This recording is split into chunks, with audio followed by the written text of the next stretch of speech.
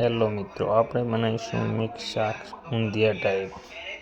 એમાં આપણે લઈશું વઘાર માટે લીલું લસણ, આદુ મરચાંની પેસ્ટ, ટામેટાં અને લીલી હળદર અને કટિંગ ટામેટાં લઈશું આપણે.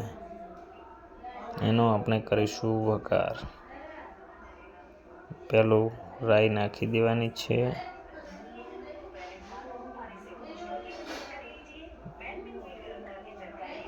આપણે રાઈ થોડી કાઢીને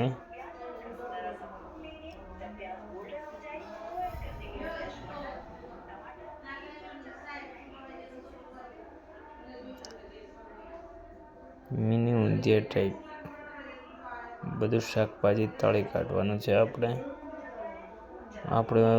વઘારમાં બીજું એડ કરીશું હિંગ, તમાલપત્ર, આખા લાલ મરચાં કાશ્મીરી અને લવિંગ અને તજ. એમાં તળેલું વસ્તુ બટાકું છે, રીંગણ છે, પછી રતાળું છે, પછી ફ્લાવર છે,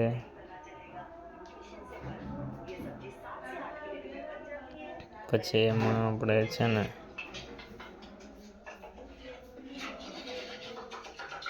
આપણે વઘાર નાખી દીધો છે. ફૂલ ગરમ તેલ થઈ ગયું છે. પેલું જ નાખીશું આપણે આદુ મરચાંની પેસ્ટ અને કડી પત્તા.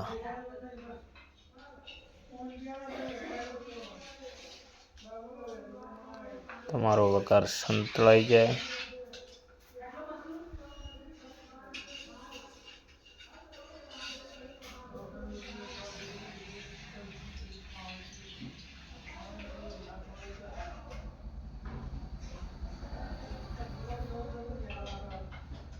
પછી એમાં એડ કરીશું લીલી હળદર. આપણે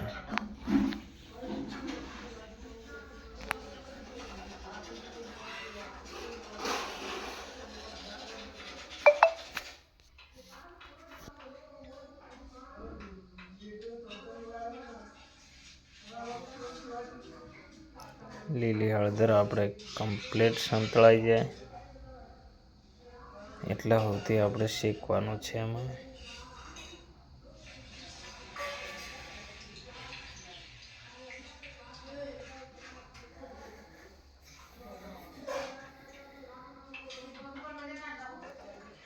પછી એમાં આપણે લીલું લસણ એડ કરીશું.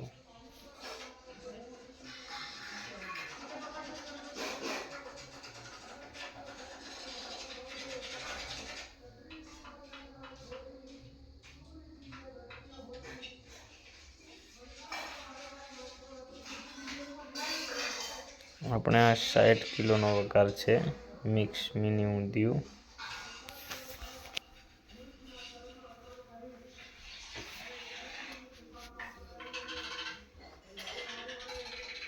આપણે લસણ નાખી દીધું છે મિત્રો.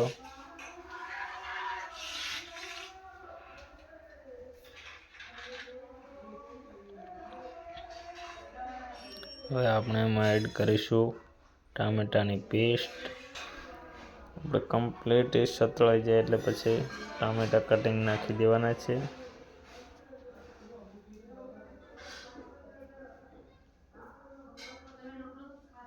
આપણે હવે એમાં એડ કરીશું કાશ્મીરી મરચું, હળદર અને મીઠું. 60 કિલોનું શાક એટલે આપણે એમાં 20 કિલો 400 ગ્રામ મીઠું લઈ લેવાનું છે. 400 ગ્રામ કાશ્મીરી મરચું પ્લસ કાશ્મીરી તીખું મરચું, આટલું આપણે વઘારમાં નાખી દેવાનું છે.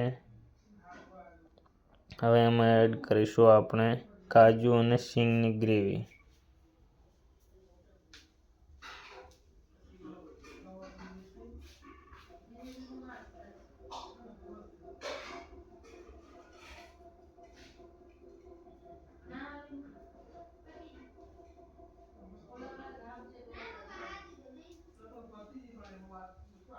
હવે આપણે એમાં એડ કરીશું 2 ડોલ જેટલું પાણી. પછી આપણે એમાં લીલવા નાખી દઈશું. આપણે તુવેરના દાણા છે, વાલપાપડીના દાણા છે, પછી વટાણા છે, પછી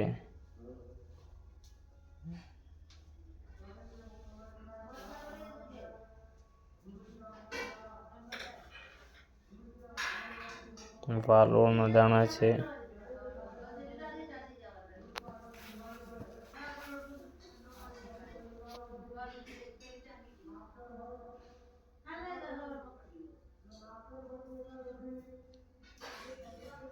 આપણે તળેલી વસ્તુ બધી પછી નાખી દેવાની છે. બટાકા, ફ્લાવર,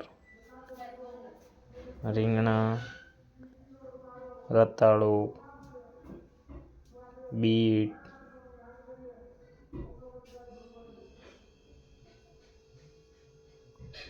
કાચા કેળા છે,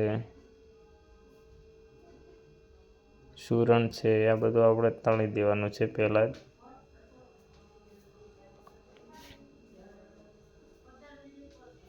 આપણે હવે એમાં નાખી દઈશું તળેલું શાકભાજી.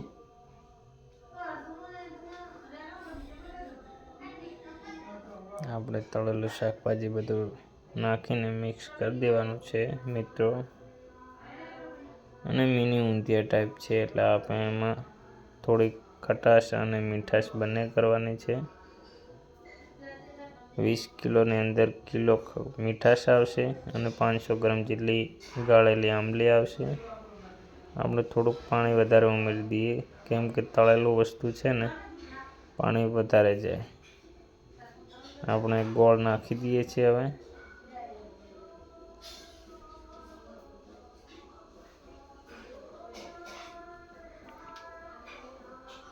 આપણે ગોળ નાખી દીધો છે.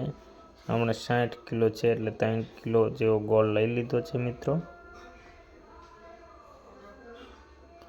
એ નાખીને આપણે હવે મસાલો, ધાણા જીરું લીધું છે, કિચન કિંગ લીધો છે, કરી પાવડર લીધું છે, ઊંધિયા મસાલો લીધો છે, કસ્તુરી મેથી લીધી છે અને એની અંદર આપણે 200 ગ્રામ જેટલું સંચર પાવડર લીધું છે. આપણું શાક થઈ ગયું છે તૈયાર, મિક્સ ઊંધિયું. આપણે તમે રોટલી કે પૂરી સાથે પણ ખાઈ શકો છો. જો તમને શાક ગમ્યું હોય તો લાઈક અને સબસ્ક્રાઈબ કરો.